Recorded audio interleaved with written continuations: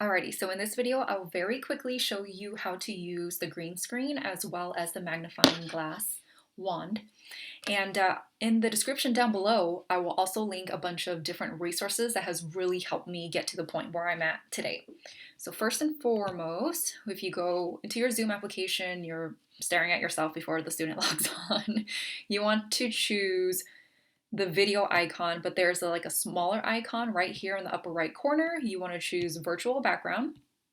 I do have a green screen, so I have that clicked on. But if I didn't, this is how it will look like. My computer is a MacBook Air and it is in the year 2013 and it is way too slow, or I guess just outdated for the most current Zoom application right now. And it is February 2021, so that is the platform that I'm using currently.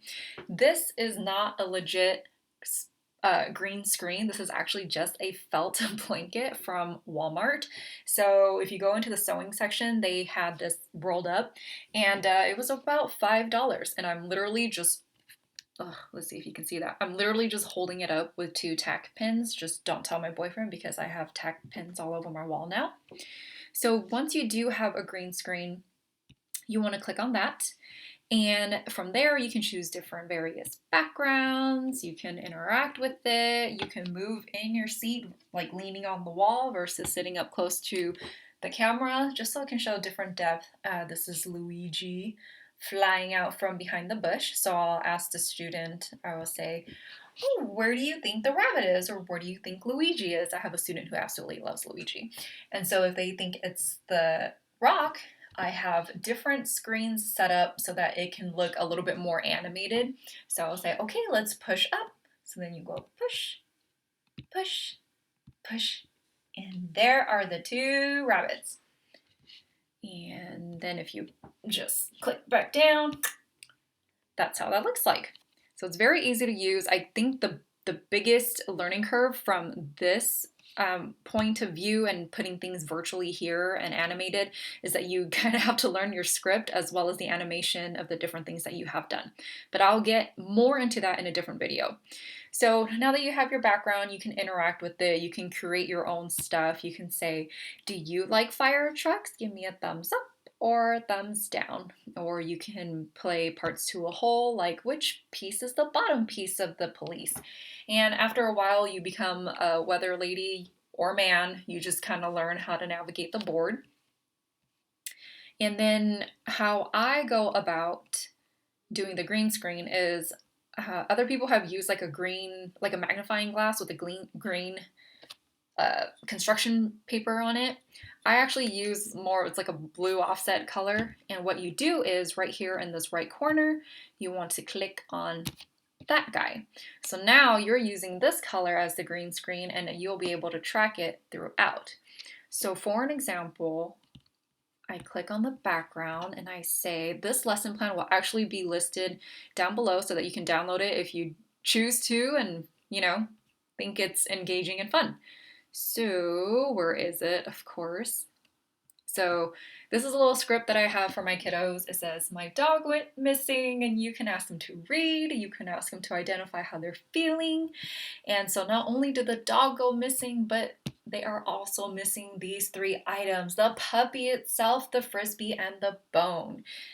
And so then I tell them, hey, we have to use our detective eyes. All detectives still use notebooks, so let's write it down. First, we have to write down dog, so forth, so on. Make a list, and that way when they find it, they can cross it off, and you can just slip in some handwriting that way.